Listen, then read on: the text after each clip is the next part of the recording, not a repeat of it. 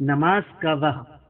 مستحب ہے کہ نماز کو اول وقت پہلی فرصت میں پڑھا جائے، اور اس سلسلے میں بہت زیادہ تاکید ہوئی ہے، اور نماز کی ادائیگی اول وقت سے جتنا نزدیک ہو زیادہ بہتر ہے، مگر یہ کہ دیر کرنے میں کوئی مصلحت ہو، مثلا جماعت کے لیے انتظار کرنا۔ البتہ اگر وقت زیادہ باقی ہو اور کوئی دوسرا کام ہم پر واجب ہو جائے کہ اسے فوراً انجام دینا چاہیے، تو ہم کو نماز میں تاخیر کرتے ہوئے اس ضروری اور فوری واجب پر پہلے عمل کرنا چاہیے۔ مثلا قرض خواہ اپنے پیسوں کا مطالبہ کرنے آ گیا، یا مسجد پاک کرنا ہے، یا مسائل نماز وغیرہ کا سیکھنا۔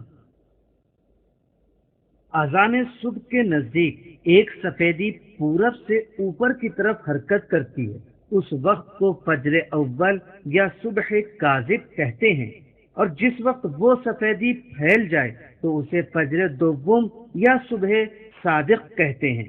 یہی نماز صبح کے آغاز کا وقت ہے۔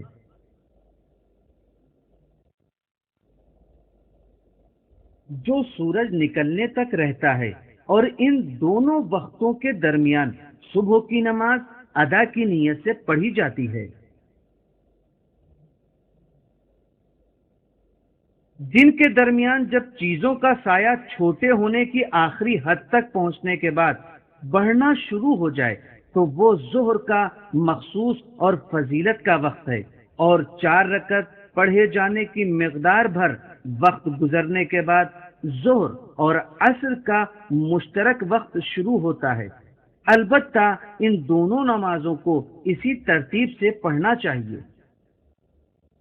اور غروب آفتاب کے ساتھ نماز عصر کا وقت ختم ہو جاتا ہے، اور اگر کسی شخص نے نماز ظہر نہ پڑھی ہو اور آفتاب غروب ہونے میں صرف 4 رکعت پڑھنے کی مقدار بھر وقت ہو تو وہ صرف نماز عصر پڑھے گا اور نماز ظہر کی قضا بجا لائے گا۔ البتہ بعض مراجع تقلید کے فتوے کے مطابق اذان مغرب کے وقت نماز عصر کا وقت ختم ہو جاتا ہے، آفتاب ڈوبنے کے وقت نہیں۔ سورج ڈوبنے کے بعد آسمان کے پوربی حصے میں ایک سرخی پیدا ہوتی ہے، جو تقریباً 15 سے 30 منٹ بعد زائل ہوتی ہے۔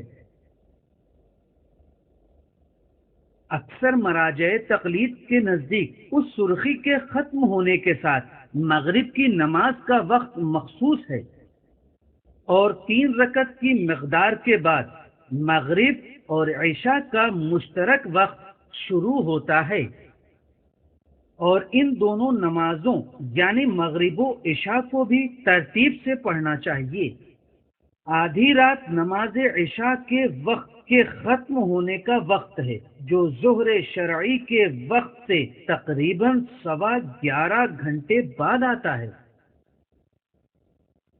البتہ جس نے آدھی رات تک مغرب و عشاء کی نماز نہ پڑھی ہو تو وہ بعض مراجع تقلید کے فتوے کے مطابق ادا یا قضا کی نیت کے بغیر اذان صبح سے پہلے تک پڑھ سکتا ہے۔